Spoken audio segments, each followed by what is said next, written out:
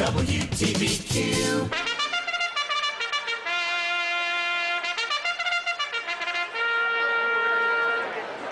Good morning and welcome to Horse Sense. I'm your host, Christine Rolando, and I should say I have Kristen Sclafani with me, but she's not with me this morning. But I'm excited because I have Janet Rizzo with me as she's not my co-host, but she's my guest, and she's actually a client from Equine Billing Services. Good morning, Janet. How are you? Good morning. How are you? Good. You got a good, strong radio voice. You've been up probably bright and early. Absolutely. Drinking my coffee, getting ready. Me too. I actually, I fell back asleep. I hate to say it, but I fell back asleep, and good thing my husband woke me up. So it was just a few minutes before, but we are excited to be with Horse Sense today. You know, Horse Sense is about being senseful, being proactive with horse people and horses and horse people that make a difference in the world. And I know, Janet, you're one of those people because you are a busy girl right now. You have a business called Equine Billing Services, and you also are very much involved in the horse industry. So welcome, and thank you for being with me. Thank you for having me. I appreciate the time to let people know what I'm doing and what's happening from the business perspective during especially this pandemic we're going through. Oh, it's just crazy time. It's a crazy time. But I have two little dogs that help me co-host. They don't say much as long as they're up, they're up in the right by the mic. But I got one little one that's a little troublemaker. Hear it? That's Phoebe and Boo, and she can be a troublemaker if she's not right in the midst of things. But you are listening to Horse Sense, and we're grateful that you are listening, and we want to welcome our listeners, WGHT, down in New Jersey. Also, we have to thank our sponsor because we couldn't do this without our sponsor. So thank you so much to Blue Arrow Farm. Blue Arrow Farm is over in Pine Island, and if you haven't been out there, well, right now you haven't been out there, but when everything kind of clears up, you're going to go over to Blue Arrow Farm, and you can see the beautiful horses. They have a horse rescue. Don Oriolo has just really transformed the whole farm into the most magnificent place. There's actually dinosaurs on the farm. Really? There's dinosaurs. They're not real, obviously, right. But it's a place that is just unbelievable. It's over 40-something acres, but it is transformed. It has a race track on it. They used to bring the horses up from the Meadowlands. They actually brought from the track. They actually brought it up, but they have used the farm. Sorry, someone just is helping me with the dogs because Phoebe just has to be in the middle of this. But we all have home offices now. It makes it harder. People think it's easier. It's making it harder. I don't know about you, Janet, but I'm working harder than ever. I agree. I have been working harder than ever, and it's become a little bit of a dynamic shift. I have my adult daughter from New York City moved back home about a month ago because of what's going on. She's 25, and my husband, who's a physician, office closed, no surgery, no nothing. He's home. I've always had a home office, but the dynamic is different with everybody in the house all day. Mm-hmm. So your husband is a physician. I never knew that. Yes, he is. So what's he doing? It over the telemedicine? No, he's orthopedic surgery, and a lot of that he's finding people really uncomfortable with telemedicine right now.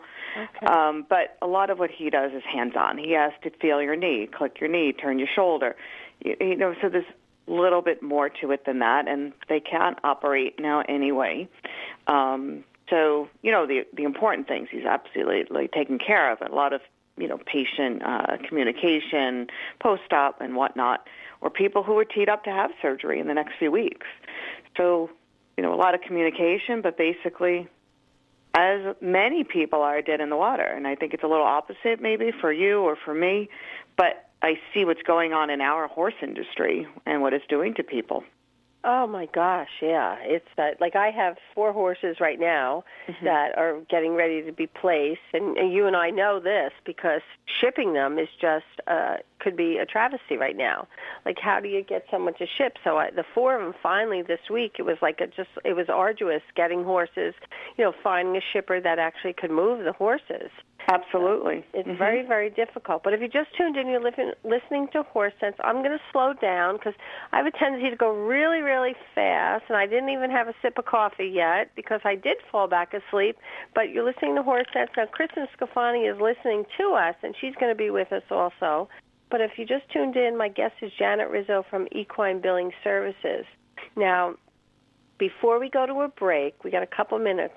I just want you to tell our, tell our listening audience why you're so busy. What's happening right now besides equine billing? I mean, this is a pandemic, but this is tax time as well, so you're a busy gal. Absolutely. With Equine Billing Services, what I do is I consult with a lot of different barns, and I handle their billing and their finances. For some clients, I just do an overall review of their business from a billing and collection standpoint, really, and making sure they're optimizing their collections. That has become so much more important in this time. So every barn that relies on training fees, horse showing fees, day fees, lessons at horse shows and whatnot, that income source has been shut down. Right. So many barns are looking now more closely into how can I collect on what's already out there. And it's also becoming much more of an issue as people's personal income sources are drying up.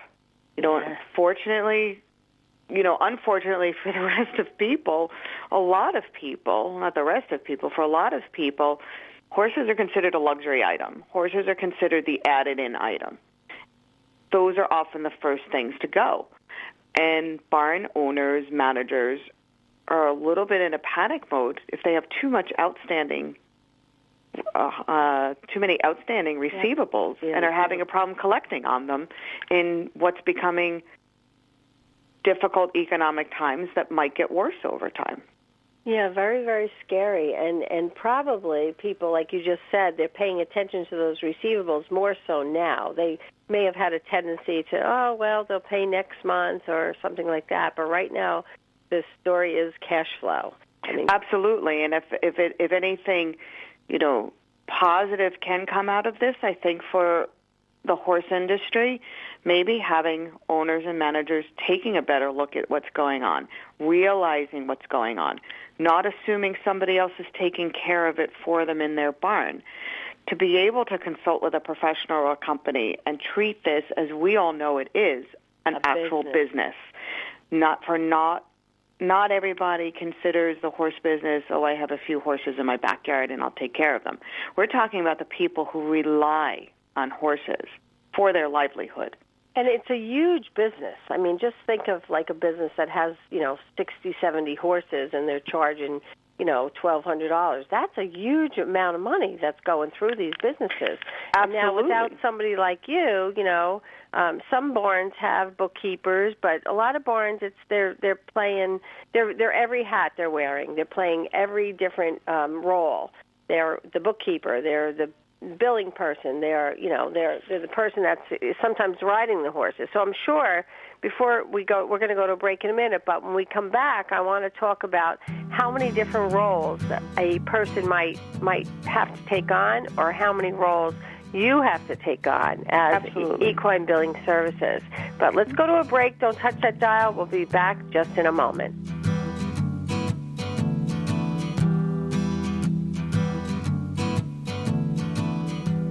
Hi, this is Don Oriolo, welcoming you to Blue Arrow Farm, 86 Glenwood Road in beautiful Pine Island, New York. You'll love our outdoor entertainment. Check out our happy bees in our apiary. They make great honey. And come see our horses from our horse rescue. We also grow hops, hay, and we feature a butterfly sanctuary. Book your special events at Blue Arrow, outside or inside our beautifully restored barns. For more information, you can go to Facebook/Blue Arrow. This is Orange County Health Commissioner Dr. Irina Gelman with an important message about how to stop COVID-19 in our community. It is crucial to maintain proper hand and respiratory hygiene, such as washing hands often and not touching your face. Please stay home and remember to practice social distancing and avoid large gatherings. If you have any questions, call the Orange County Department of Health at 845-291-2330 or log on to orangecountygov.com/health. Thank you and be well. WTBQ.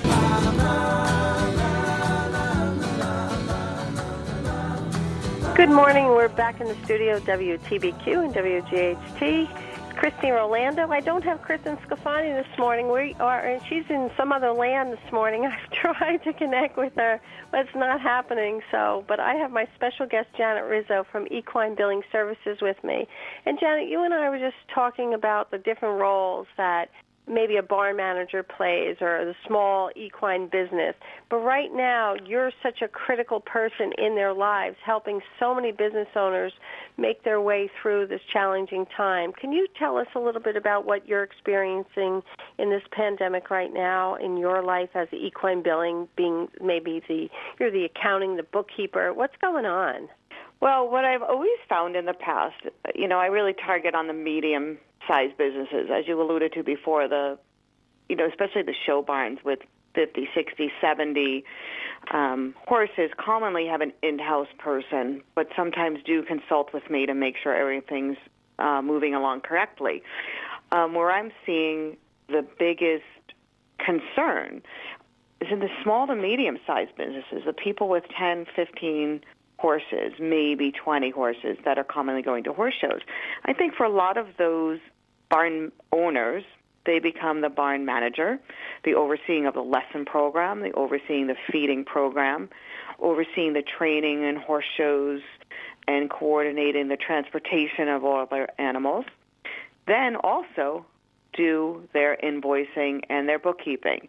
And that's where I believe I come in. I allow the barn managers, owners, to concentrate on the equine and yet defer the billing and collections to a professional who is better versed in making sure all expenses are billed out appropriately.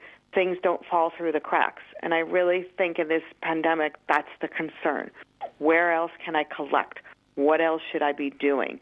What should I be doing differently to ensure that I am optimizing my income stream to continue a business, continue taking care of the horses, maybe without the clients even being there, without going to the horse shows? What other income is out there that I'm not taking advantage of? Now, it's not to turn around and say the barn is going to overcharge or all of a sudden charge for things they never have before. But as a busy barn owner, you come back from a horse show after, being on the road for 5 or 6 days, and now it's Monday, your only day off. Many barn owners do not have the wherewithal to do everything as accurately as it needs to be done on a Monday, let's say. So I help tailor a system to meet their needs. I fit into the barn's needs. I don't expect them to change what they do to fit what I want to do. I morph myself and help them do what they want to do. And I think when a barn owner is wearing so many hats, all of a sudden in a pandemic, they have more time to think and really assess what needs to be done in their business. And that's where I come in. The other thing that's happening, I have a huge responsibility right now with tax season having been deferred. All of a sudden now I have barn people saying, well, maybe now I should look at that. It's a good time. I think a positive is to reorganize, restructure, rethink about things, and really figure out what the best way to prepare to move forward. So when this pandemic is lifted and they say, go ahead, you can start going to horse shows. Go ahead, you can start having your clients come and not worry as much. What should we be doing? I've also spoken to a lot of people about liability issues. A lot of people do not abide by the rules and regulations or the recommendations, I should say, that are being set forth in this pandemic. Right. And I'm finding some barns are saying, well, I'm letting the people come. They can ride. And, the statute in our state says recreational activities are allowed, or the statute in our state says, well, if you have to take care of your horse, you can come. And I say, wait a minute. But if that's not the interpretation by somebody else, and you open your doors and your barn is the be-all, end-all place to go, and you have mingling of people, God forbid an issue does arise from that. God forbid the virus is starting to spread. Is there